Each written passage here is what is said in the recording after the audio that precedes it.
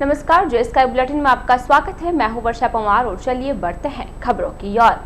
जिला medical college सहित 13 सूत्री मांगों को लेकर स्वामी कुमारानंद सर्किल पर धरने पर बैठे विधायक शंकर सिंह रावत का धरना बुधवार को 15वें दिन समाप्त हो गया। धरने के 15 दिन बीत जाने के बाद भी सरकार की ओर से कोई कार्यवाही नहीं करने पर विधायक रावत ने अपनी रणनीति बदलते हुए अपनी मांगों को लेकर जयपुर के लिए पैदल ही कूच करने का निर्णय लेते हुए धरना समाप्ति की घोषणा की। इस दौरान उपस्थित शहरवासियों व भाजपा पदाधिकारियों को संबोधित करते हुए विधायक रावत ने कहा कि अब चाहे कांग्रेस सरकार उन्हें रास्ते में रोकने की लाख कोशिश करे, लेकिन वे जयपुर पहुंचकर सीएम से मुलाकात करते हुए अपनी सभी मांगों को प्रमुखता से रखेंगे। विधायक ने कहा कि जिले की मांग सहित अन्य मांगों को लेकर केवल धरना समाप्त किया गया है, आंदोलन अभी भी जारी रहेगा। विधायक ने कहा कि कोरोना गाइडलाइन तथा धारा 144 की अनुपालना में उक्त निर्णय लिया है, क्योंकि सरकारी गाइडलाइन की पालना करना हम सभी का कर्तव्य है। अपना संबोधन समाप्त करते ही विधायक रावत पैदल की जयपुर के लिए रवाना हो गए। इस दौरान उनके साथ सैकड़ों कार्यकर्ता थे। चांगेट से लोहरान चौपट, पाली बाजार, एकता सर्किल, फतेहपुरिया चौपट, अजमेरी गेट से होते हुए कारवा राष्ट्रीय राजमार्ग की ओर बढ़ गया। पैदल कूच के दौरान विधायक के साथ नगर परिषद सभापति नरेश कनौजिया, पूर्व भाजपा मंडल अध्यक्ष, पदाधिकारी तथा अन्य कई कार्यकर्ता थे। मालूम हो कि ब्यावर को जिला बनाने, ब्यावर में मेडिकल कॉलेज खोलने सहित 13 सूत्री मांगों को लेकर विधायक शंकर सिंह रावत ने 9 सितंबर से स्वामी कुमारानंद सर्किल पर सरकार के खिलाफ धरना शुरू किया था। विगत 15 दिनों के दौरान विधायक के धरने के समर्थन में प्रदेश की कई विधानसभा के विधायक धरने पर पहुंचे। इस दौरान सभी ने विधायक की मांग को जायज बताते हुए सरकार से ब्यावर को जिला बनाने की मांग की। साथ ही विधायक के आंदोलन में भविष्य में भी सक्रिय भागीदारी निभाने का आश्वासन दिया। शहर के राजकीय अमृतकोट चिकित्सालय की एमसीएच विंग में विगत कई दिनों से लीकेज पाइपलाइन की आखिर बुधवार को सुध ले ली गई। जय स्काई न्यूज चैनल के मंगलवार की न्यूज प्रसारण में चली खबर के बाद एकेच प्रशासन ने बुधवार को लीकेज पाइपलाइन को ठीक करवाते हुए रोगी, परिजनों तथा चिकित्सा कर्मियों को राहत प्रदान की। लीकेज पाइपलाइन के ठीक होने के बाद वहां से गुजरने वाले रोगियों व परिजनों ने भी राहत महसूस की। मालूम हो कि एकेच की एमसीएच विंग में विगत कई दिनों से लीकेज पाइपलाइन से बहने वाला पानी आम रास्ते में जमा हो रहा था, जिसके कारण वहां से गुजरने वाले राहगीरों को भारी परेशानियों का सामना करना पड़ रहा था।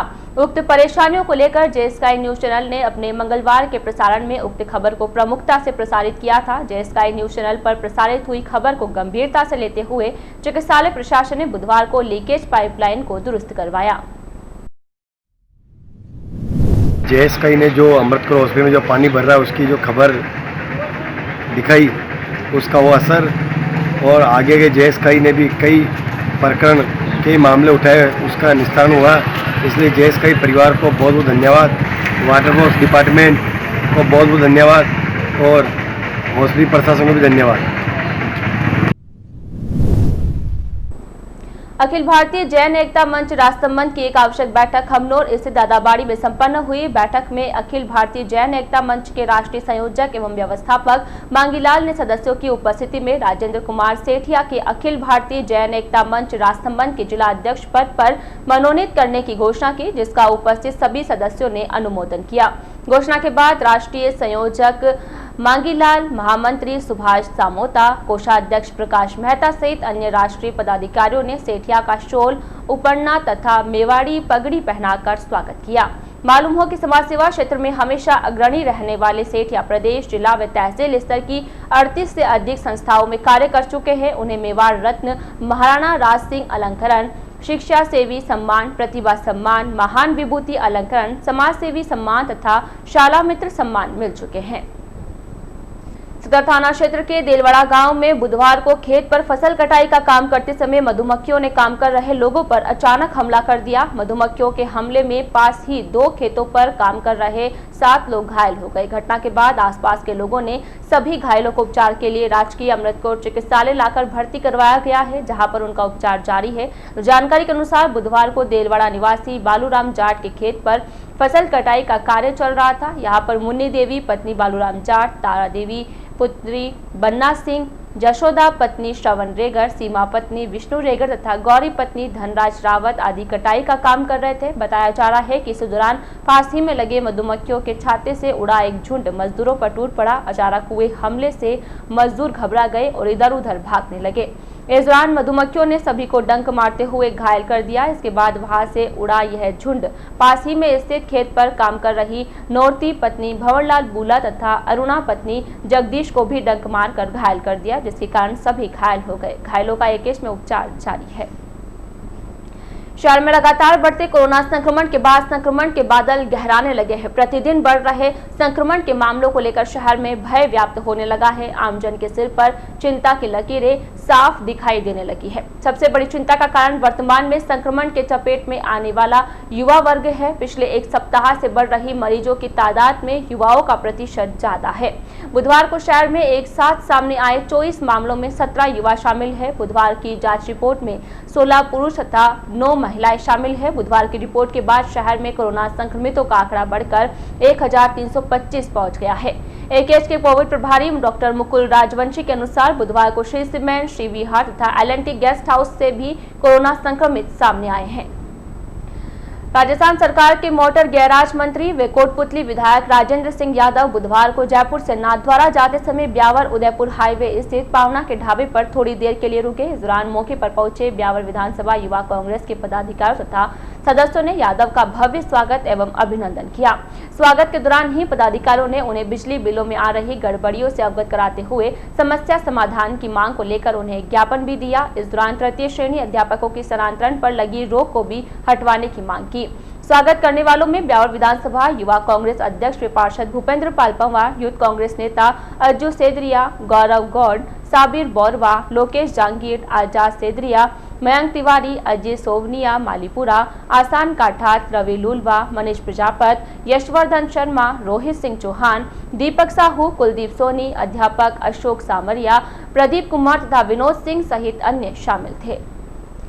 संयुक्त ट्रेड यूनियन संघर्ष समिति ने बुधवार को देश के राष्ट्रपति के नाम एक ज्ञापन देकर मजदूरों की समस्याओं की ओर ध्यान आकर्षित किया है। ज्ञापन में विभिन्न प्रकार की समस्याओं को रेखांकित करते हुए शीघ्र समाधान की मांग की गई है। उपखंड अधिकारी के माध्यम से दिए गए ज्ञापन में बताया गया है कि केंद्रीय श्रम संगठनों के देशव्यापी आह्वान पर बुधवार से पूरे देश में श्रमिकों के ज्वलंत मुद्दों को लेकर प्रतिरोध दिवस मनाया जा रहा है।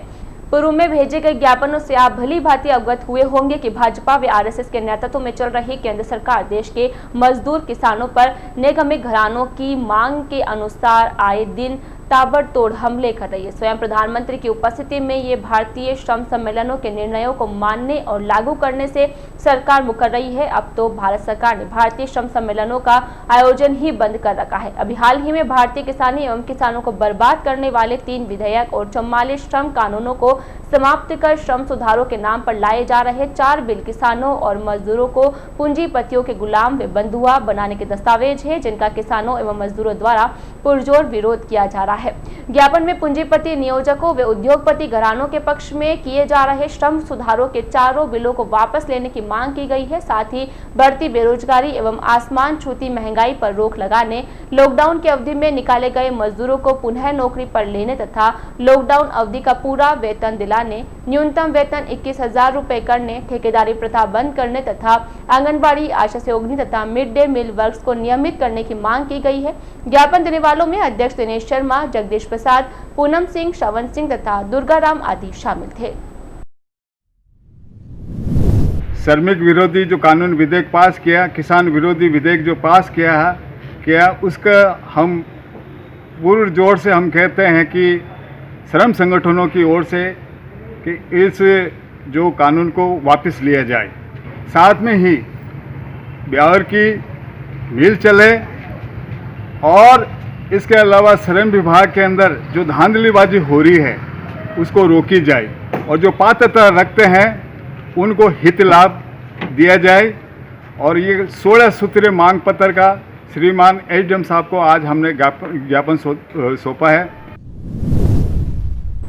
शहर चंपानगर निवासी तथा जाने माने वकील पारसमल कांस्टिया की प्रथम पुण्यतिथि पर परिजनों की ओर से सेवा कार्यों को अंजाम दिया गया। इस मौके पर परिजनों की ओर से राजकीय अमृतकोट चिकित्सालय में रोगी सेवा के लिए 40 कंबल भेंट किए गए। एकेश पहुंचे कांस्टिया के परिजनों ने अस्पताल पीएमओ डॉक्टर आलोक श्रीवास्तव से मुलाकात करते हुए रोगी सेवा के लिए कांस्टिया परिवार की ओर से 40 कंबल भेंट किए। इस दौरान अस्पताल के चिकित्सक कर्मचारी हर्ष खंडेलवाल, रचित शर्मा तथा पुखराज आदि उपस्थित थे। ताकि शिल्पास मंडी ट्रांसफर के पहली बरसी के मौके के ऊपर 40 कंबल अमृतसर हॉस्पिटल को भेंट किए। उनके काम आएंगे। मरीजों के हिसाब दिए 40 कंबल। शहर के राजकीय अमृतकोर चिकित्सालय के मेन गेट के बाहर लगी फ्लाई मास्क लाइटें दिन के समय तो रोशन रहती है, लेकिन रात के समय बंद हो जाती है। रात के समय लाइटों के बंद हो जाने के कारण अस्पताल आने जाने वाले रोगियों व परिजनों को भारी परेशानियों का सामना करना पड़ रहा है। मालूम हो कि नगर परिषद की ओर से राजकीय अमृतकोर चिकित्सालय के बाहर मेन गेट के यहाँ रोशनी की व्यवस्था को लेकर हाई मास्क लाइट लगाई गई है, लेकिन रखरखाव के अभाव में इसकी कई ट्यूब खराब हो गई है और हालात ये है कि जब रात को इसकी जरूरत होती है तब तो लाइट बंद रहती है और दिन के समय लाइटें जलती रहती है। शहर के जागरूक नागरिक साथी हेमचंद आर्य ने बताया कि उनके एक रिश्तेदार अस्पताल में भर्ती है। उन्हें देखने के लिए वे लगातार 2-3 दिनों से रात के समय अस्पताल आ जा रहे हैं, लेकिन रात के समय अस्पताल के मेन गेट की लाइटें बंद होने से परेशानी हो रही है। इस संबंध में अस्पताल के एक जिम्मेदार अधिकारी ने बताया कि मामला सामने आया है, इस हेतु नगर परिषद को अवगत करा दिया गया है। शीघ्र ही लाइटों को दुरुस्त करवा दिया जाएगा।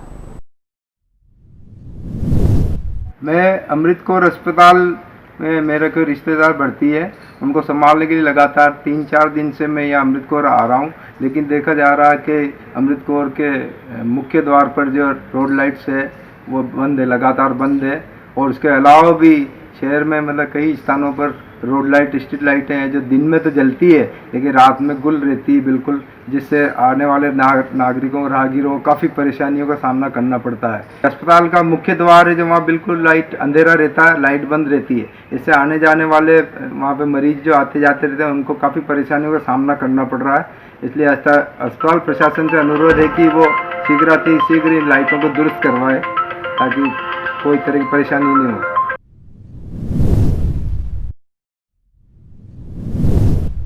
संज्ञान में आया कि एक बाहर जो नगर परिषद की जो लाइट लगी हुई है वो बंद पड़ी हुई है, तो हमने शिकायत कर दिया नगर परिषद में, शायद वो चेंज करेंगे। और अमृतपुर हॉस्पिटल की मेन बिल्डिंग के बारे में लाइट के बारे में पता पड़ा कि बंद है, तो उसको इलेक्ट्रीशियन को कह दिया गया है और वो शायद कोई दिक्कत होगी तो अभी प्रॉब्लम सॉल्व करेंगे। शहर के मसूदा रोड स्थित लिटिल चैंप स्कूल प्रशासन की ओर से मान्यता लेने के लिए पेश किए शपथ पत्र में गलत सूचना देने पर शिक्षा विभाग ने स्कूल की मान्यता रद्द कर दी है। ऐसे में स्कूल में पढ़ने वाले विद्यार्थियों का भविष्य अधर में झूल गया है। विभाग के अधिकारियों ने बताया कि स्कूल भवन के ऊपर से हाईटेंशन लाइट होकर गुजर रही है, जो कभी भी स्कूल में अध्ययनरत बच्चों के लिए जानलेवा साबित हो सकती थी, लेकिन स्कूल प्रशासन ने मान्यता प्राप्त करने के लिए गलत शपथ पत्र पेश कर हाईटेंशन लाइट नहीं गुजरने की बात कहते हुए गलत तरीके से शिक्षा विभाग से मान्यता प्राप्त कर ली, जबकि नियमानुसार ऐसी स्थिति में मान्यता नहीं दी जा सकती है और न ही एनओसी जारी हो सकती है। जिसकी शिकायत मिलने पर विभाग ने जांच कमेटी का गठन कर जब स्कूल की जांच की तो साफ हो गया कि स्कूल प्रशासन ने गलत शपथ पत्र पेश कर मान्यता प्राप्त की है। जहां जिला शिक्षा अधिकारी प्रारंभिक शिक्षा अंजना शुभम ने आदेश जारी करते हुए स्कूल की मान्यता रद्द करते हुए स्कूल में पढ़ने वाले विद्यार्थियों के निर्बाध अध्ययन को सुनिश्चित करने के लिए समीपवर्ती अन्य विद्यालयों में प्रवेश अध्ययन व परीक्षा की अनुमति भी प्रदान की है, जिसके लिए मुख्य ब्लॉक शिक्षा अधिकारी जवाजा के राजेंद्र जोशी को प्रभारी अधिकारी नियुक्त किया गया है, जो विद्यार्थियों को निर्बाध अध्ययन के लिए अन्य स्कूल में प्रवेश को लेकर स्थानांतरण प्रमाण पत्र जारी करेंगे। ब्लॉक शिक्षा अधिकारी को सभी विद्यार्थियों के दूसरे स्कूल में प्रवेश की जानकारी भी मुख्यालय को देनी है। मालूम हो कि शहर के मसूदा रोड पर लिटिल चैंप स्कूल वर्ष 2011 से संचालित हो रहा है, जहां स्कूल में कक्षा 1 से 8वीं तक वर्तमान में 475 बच्चे पंजीकृत है। ऐसे में अब विभाग को स्कूल के आसपास संचालित होने वाले अन्य स्कूलों में विद्यार्थियों को प्रवेश दिलाने की जिम्मेदारी है, जिससे विद्यार्थियों की पढ़ाई सुचारू रूप से संचालित होती रहे। वहीं निजी स्कूल के कर्मचारियों का कहना है कि हाईटेंशन तार स्कूल के परिसर से होकर नहीं गुजर रही है। यदि ऐसा होता तो विभाग मान्यता देने से पहले स्कूल का जो भौतिक निरीक्षण करने के बाद ही मान्यता देता है, तो तभी वह इस हाईटेंशन लाइट के गुजरने पर मान्यता देता ही नहीं। स्कूल के कर्मचारियों का कहना है कि यह कार्रवाई गलत की गई है, क्योंकि शहर के अन्य निजी स्कूल निदेशक से द्वेषता रखते हैं, जिसका मुख्य कारण लॉकडाउन के समय किसी भी अभिभावक से फीस नहीं लेने का निर्णय किया था। इसके अलावा अन्य निजी स्कूलों की ओर से जो सरकार से मदद मांगी जा रही है उसमें भी वह शामिल नहीं थे। इन्हीं कारणों के चलते कई निजी स्कूल के संचालक विरोधी हो गए थे। इस संदर्भ में जब स्कूल निदेशक विजय यादव से बातचीत की गई तो उन्होंने बताया कि स्कूल की मान्यता निरस्त होने के हमारे पास कोई लिखित में आदेश नहीं आए हैं। लिखित आदेश मिलने के बाद ही कुछ बता सकता हूं, लेकिन यह बात मुझे भी सुनने को मिली है कि मान्यता रद्द कर दी गई है।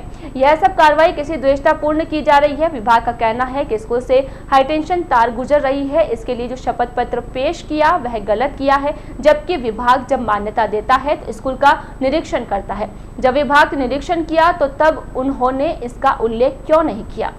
मुख्य ब्लॉक शिक्षा अधिकारी जवाजा राजेंद्र जोशी ने बताया कि लिटिल चैंप स्कूल की मान्यता रद्द करने के आदेश प्राप्त हुए हैं, जहां स्कूल में अध्ययनरत विद्यार्थियों को अब आसपास के स्कूलों में प्रवेश दिलाया जाएगा, जिससे विद्यार्थियों का भविष्य खराब ना हो।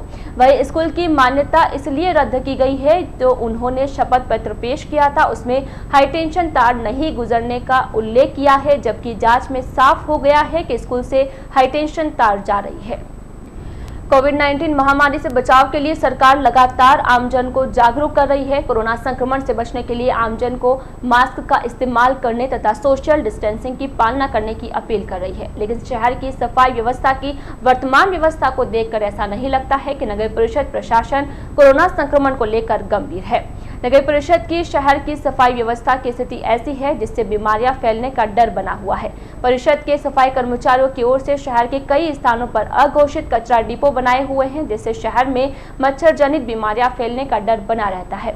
शहर के उदयपुर रोड स्थित आदर्श विद्या मंदिर के सामने मुख्य मार्ग पर अघोषित कचरा डिपो बना रखा है, जो मार्ग पर गुजरने वाले लोगों के लिए परेशानी की वजह बना हुआ है। सफाई कर्मचारियों की ओर से मुख्य मार्ग के किनारे ही कचरा डालने के चलते वहां दिन भर मवेशियों का जमावड़ा बना रहता है, जिसके चलते मार्ग से गुजरने वाले वाहन चालकों के लिए खतरा बना रहता है। इसके अलावा जिस स्थान पर कचरा डाला जा रहा है उसके पास ही एक मंदिर है। कचरे के चलते पैदा होने वाली दुर्गंध के चलते मंदिर में आने वाले लोगों को भी असुविधा होती है। इतना ही नहीं, उक्त मार्ग पर प्रतिदिन सुबह मॉर्निंग वॉक करने वाले लोग बड़ी संख्या में गुजरते हैं, लेकिन यहाँ की स्थिति देखकर सुबह सुबह लोगों का मूड फ्रेश होने के बजाय बिगड़ जाता है। कचरा डिपो से उठती दुर्गंध के कारण वाहनों में बैठे लोगों की भी हालत खराब हो जाती है। महिला एवं बाल विकास विभाग की ओर से संचालित आंगनबाड़ी केंद्रों में कार्यरत कार्यकर्ता व सहायिका की भर्ती में विभाग ने जनप्रतिनिधियों की भागीदारी समाप्त कर दी है। विभाग के अधिकारियों ने बताया कि आंगनबाड़ी कार्यकर्ता, मिनी आंगनबाड़ी कार्यकर्ता व सहायिका भर्ती में मुख्यालय ने नियमों में परिवर्तन कर दिया है। महिला एवं बाल विकास विभाग के कामकाज में अब जनप्रतिनिधि, पार्षद, पंच सरपंचों के साथ उपखंड अधिकारी तक का दखल समाप्त कर दिया गया है। शहर के महिला एवं बाल विकास विभाग के सीडीपीओ नितेश यादव ने बताया कि अब शहरी व ग्रामीण क्षेत्र में संचालित आंगनबाड़ी केंद्र के लिए 3 सदस्यों की कमेटी की कार्यकर्ता व सहायिका की भर्ती करेगी। इस कमेटी में उपनिदेशक महिला एवं बाल विकास अध्यक्ष, संबंधित बाल विकास परियोजना अधिकारी व संबंधित महिला पर्यवेक्षक सदस्य होंगे। पूर्व में ग्रामीण क्षेत्र की आंगनबाड़ी कार्यकर्ताओं की नियुक्तियों में वार्ड पंच व सरपंच तथा शहरी स्तर पर वार्ड पार्षद के साथ ही उपखंड अधिकारी स्तर पर ही अंतिम फैसला लिया जाता था। यह सब अपनी मर्जी से काम करते थे, जिस कारण इनकी भर्ती प्रक्रिया में काफी समय लग जाता था, जिससे विभाग का काम प्रभावित होता था। विभाग के अधिकारियों ने बताया कि मुख्यालय ने खुद आंगनबाड़ी कार्यकर्ताओं की शिकायतें और विभागीय मांग को ध्यान में रखते हुए आंगनबाड़ी कार्यकर्ताओं की नियुक्ति के लिए नई गाइडलाइन जारी की है। इसमें आवेदक के लिए अब 10वीं पास होने की नई योग्यता लागू कर दी है। साथ ही घर में बने शौचालय का भी प्रमाण पत्र देना होगा। इससे पहले 8वीं पास वाली महिला यह काम कर सकती थी। अधिकारियों ने बताया कि नए आदेश के तहत अब आंगनबाड़ी कार्यकर्ताओं के चयन नियमों में बदलाव किया है। विज्ञप्ति में स्पष्ट होगा कि आवेदन में संशोधन एवं अनुलग्नक संलग्न करने की अनुमति नहीं होगी। 2 या 2 से अधिक आवेदकों के बराबर अंक होने पर अधिक उम्र वाली महिला को प्राथमिकता रहेगी। कार्मिक को विशेष परिस्थिति में 5 दिन से अधिक का अवकाश देय होगा।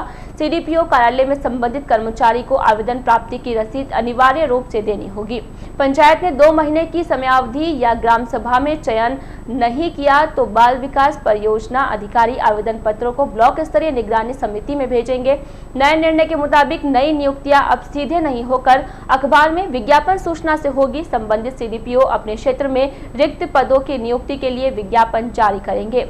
फॉर्म सीडीपीओ कार्यालय या ग्राम पंचायत में जमा करा सकेंगे। अधिकारियों ने बताया कि मुख्यालय को लंबे समय से आंगनबाड़ी कार्मिकों की चयन प्रक्रिया में पारदर्शिता नहीं बरती जाने की शिकायतें मिल रही थी। इस पर रोक लगाने के लिए ही विभाग ने नई गाइडलाइन निकाली है, लेकिन चयन प्रक्रिया में मुख्य भूमिका भले ही महिला एवं बाल विकास विभाग की कर दी है। मगर अंतिम मुहर ग्राम सभा में ही लगेगी। उसमें वरीयता सूची का अनुमोदन होगा। तय सीमा में चयनित कार्मिक को आवेदन ड्यूटी ज्वाइन करनी होगी। सीडीपीओ नितेश यादव ने बताया कि शहरी क्षेत्र में संचालित 117 आंगनबाड़ी केंद्रों पर 4 कार्यकर्ता, 3 सहायिका व 6 पद आशा सहयोगियों के रिक्त हैं। इसमें कार्यकर्ताओं के फतेहपुरिया, नंदनगर द्वितीय, जमालपुरा द्वितीय व गढ़ी थोरियान की आंगनबाड़ी में रिक्त पद है। इसी प्रकार सहायिका के चंपानगर, सुंदरनगर व कोठी चौक में पद रिक्त हैं। आशा सहयोगियों के नंदनगर द्वितीय, विकासनगर, अंबेडकर बस्ती, साकेत नगर, इंदिरा नगर व रैदासपुरा की केंद्रों पर लंबे समय से रिक्त पद चल रहे थे, जिनकी नियुक्ति नए आदेश के तहत जल्द की जाएगी।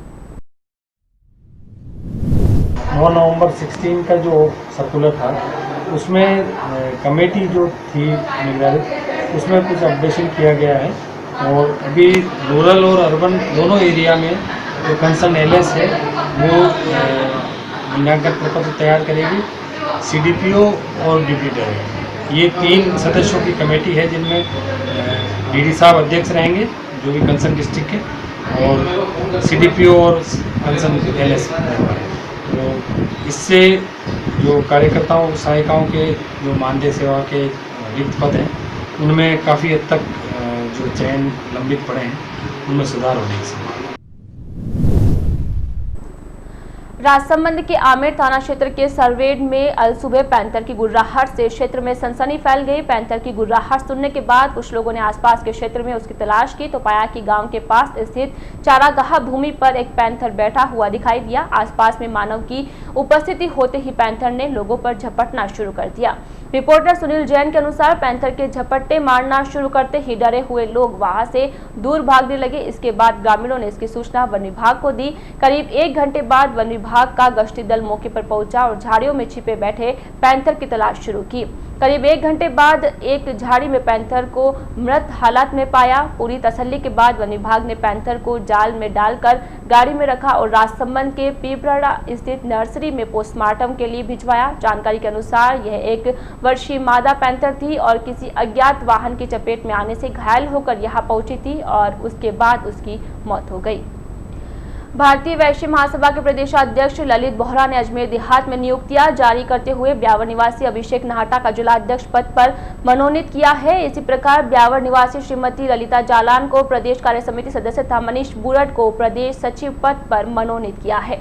प्रदेशाध्यक्ष बोहरा की ओर से जारी नियुक्ति पत्रों में बताया गया है कि उक्त नियुक्तियां सामाजिक योगदान, कर्मठता, सहयोग एवं समाज के प्रति समर्पण को ध्यान में रखते हुए की गई है।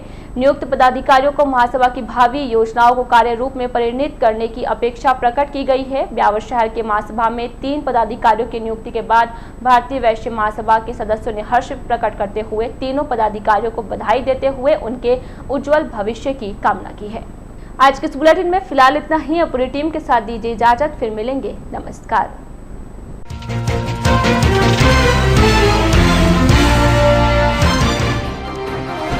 13 सूत्री मांगों को लेकर विधायक रावत का धरना 15वें दिन समाप्त। मांगों को लेकर विधायक ने पैदल ही किया जयपुर कूच।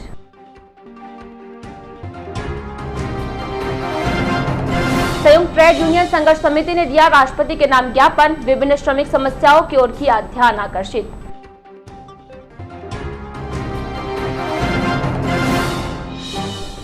दिन के समय रोशन व रात के समय बंद रहती है लाइटें। शहर के अमृतकोर अस्पताल का मामला।